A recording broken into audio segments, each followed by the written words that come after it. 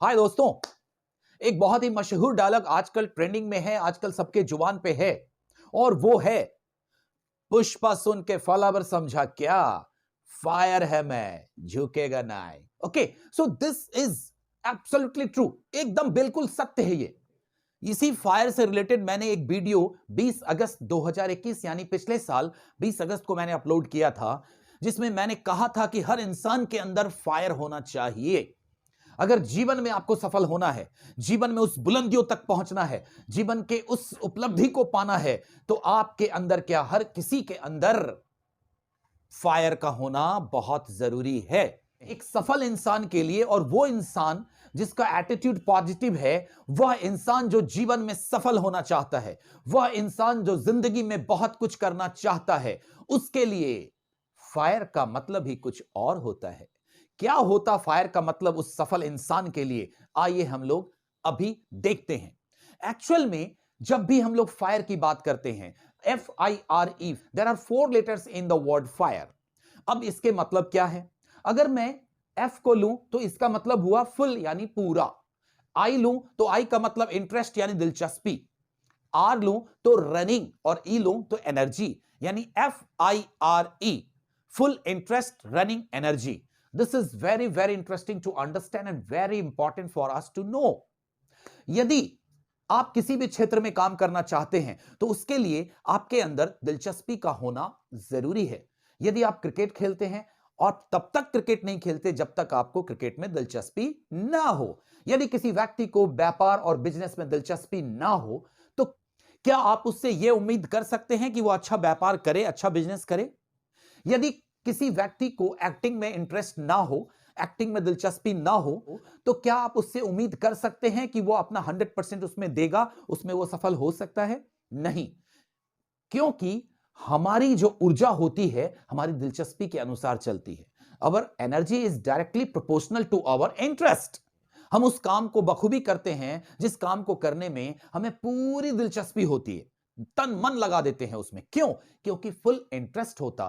तो जिंदगी में अगर किसी भी क्षेत्र में आपको सफलता प्राप्त करनी हो, जीवन के किसी भी क्षेत्र में आपको धमाल करना हो, तो आपके दिल में, आपके दिमाग में, आपके अंदर उस क्षेत्र के प्रति पूरी दिलचस्पी का होना बहुत ही जरूरी है। ओके, तो पहला मैंने क्या बताया? FI का मतलब full interest, and the next 2 letters are RE, running energy. Running energy का मतलब क्या हुआ? हमारी ऊर्जा हर जगह एक जैसी होनी चाहिए, बहती हुई ऊर्जा होनी चाहिए।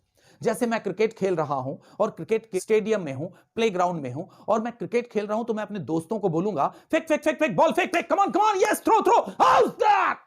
एनर्जी, ये एनर्जी कहां से आई? मेरे अंदर की एनर्जी है। सेम।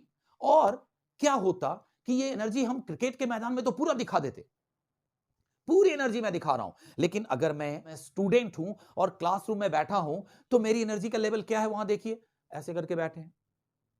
टीचर ने पूछा, समझ रहे हो मैं जो पढ़ा रहा हूं? Yes sir. Why is it so? Cricket के मैदान में आग, क्रिकेट के मैदान में एनर्जी, क्रिकेट के मैदान में फायर, और यहां क्या? यहां वाटर। सुस्त क्यों?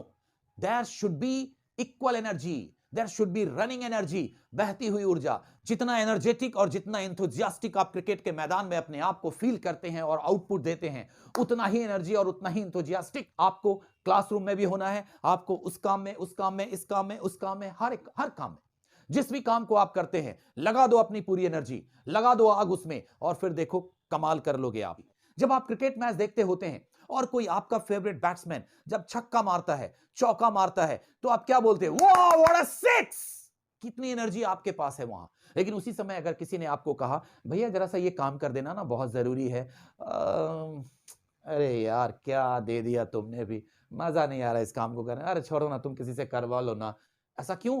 अरे आप अभी मैच देख रहे थे, आप चिल्ला रहे थे, यू वर शाउटिंग, आप चिल्ला रहे थे, आप अपनी एनर्जी का पूरा प्रदर्शन कर रहे थे, क्योंकि उसमें आपकी दिलचस्पी थी, इसीलिए आपने वहां एनर्जी लगाया। क्योंकि मैं बार बार कह रहा हूं, हमारी ऊर्जा हमारी दिलचस्पी के समानुपाती होती है। तो मेरे कहने का मतलब है कि हमारे अंदर जो एनर्जी होती है ना, वो हमारी दिलचस्पी पे चलती है। और ये एनर्जी कैसी होनी चाहिए? ये एनर्जी बहती हुई होनी चाहिए। जितनी एनर्जी बारात में डांस करने के दौरान हम शो करते हैं, एकदम डांस कर रहे हैं, कोई देख रहा है, भाड़ में गया, कोई भी कोई प्रॉब्लम नहीं है। अगर कोई आपको देख रहा है जिससे आप डरते भी हैं, तो बारात में उस समय पूरी एनर्जी दिखा देते हैं, नागिन डांस, है ना, सब कुछ हर तरह के डांस करते हैं। तो फिर क्यों पूरी एनर्जी दिखा रहे हैं वहां? क्यों? क्योंकि वो एनर्जी आपके अंदर है, ऑलरेडी इनबिल्ट है। तो वो एनर्जी आप बारात में दिखा देते हो, लेकिन वही एनर्जी किसी काम में जाते हो, जब जब आप किसी चीज की तैयारी कर रहे हो, आप पढ़ाई कर रहे हो, एग्जामिनेशन की तैयारी कर रहे हो, तो फिर वहां वो एनर्जी क्यों नहीं फील होती आपको?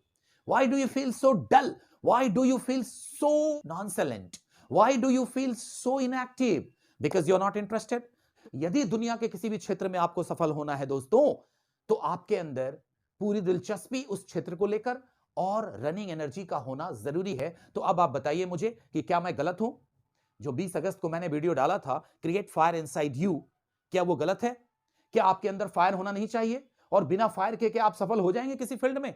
खेल के मैदान में पूरी एनर्जी और पढ़ाई में सो रहे हैं, है ना? तो ऐसा ही दिलचस्पी आपको जिस क्षेत्र में सफलता पाना है दोस्तों, उस क्षेत्र में, उस क्षेत्र के प्रति, उस काम के प्रति उतनी ही दिलचस्पी पैदा कर लो अपने अंदर और लगा दो पूरी एनर्जी, लगा दो पूरी ऊर्जा अपनी उस क्षेत्र में, और फिर देख लो कमाल, धमाल, बवाल सब हो जाएगा।